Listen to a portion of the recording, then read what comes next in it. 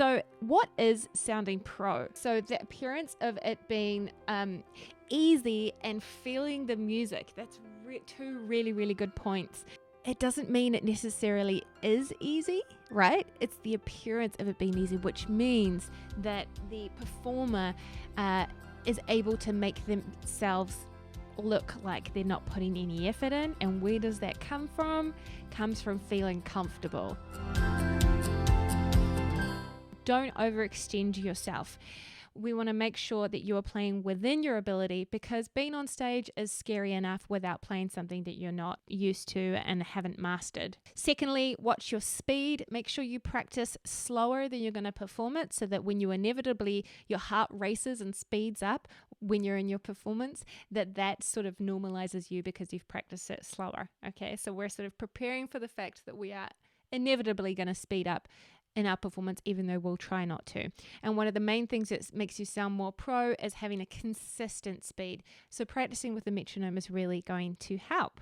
We're going to make sure that we only perform very familiar content. One way to know that it's familiar enough is that you can basically play it without having to look at the sheet music or lead sheet or chord sheet or whatever it is that you're learning it off.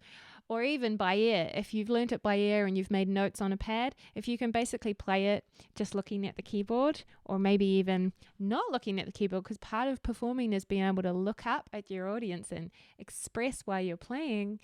Not all the time. You can still look at your hands, but you should be able to look up every now and then. And that's why you need to be super familiar. The next thing is to play for the song. We don't want to show all of put the cards all on the table. I don't know what the saying is there.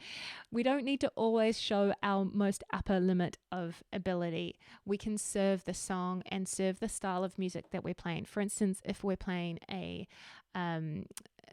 ballad, we want to make sure that we are bringing that sentimentality or reflecting the vibe of the lyrics, not necessarily playing fast and cool, crazy rhythms just because we can. And fifth and last is to make sure that you warm up before you go on stage, and before and when you get to your piano, make sure that you take a few deep breaths to try and control your breathing, because of course, and when we're nervous, even if we don't think we're nervous, our heart is faster than it normally would be. So that internal clock, your internal rhythm has sped up. So some ways to counteract that is to control your breath and have some slow, steady breathing before you begin your piece. That's why often when you see professional pianists, they get to their seat and they will take a moment, even if it's a quick one, they'll take a moment where they go, and then they lift their hands up to the piano. And that is so that they can quickly collect themselves, be present, take a breath, feel calm, and then proceed with your very familiar content, that you are not overextending yourself, that you have practiced at a slower speed than normal, and that is super familiar to you, and that you are serving the song. Those are our 5 tips for today. Thank you so much for joining. Mike says cool. If you are new to Piano Picnic, or even if you've been around a while and you've had a look around, make sure you check out my course, pianopicnic.com, Riffing Pro.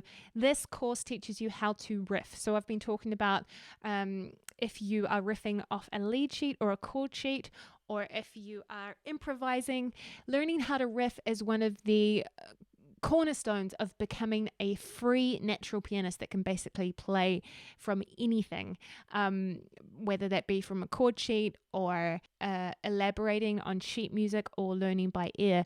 Riffing means that you can step outside of this small area where we just play solid block chords and go into playing fun rhythms. So check out the course Riffing Pro. Performing is such a great experience for at any level of playing, especially, if you can make sure that you are playing in front of a crowd or an audience that is supportive of you, like friends and family. It can be really encouraging to sort of push you in your piano progress and goals. Have a wonderful week. Remember to play it like you mean it, and I'll see you next time.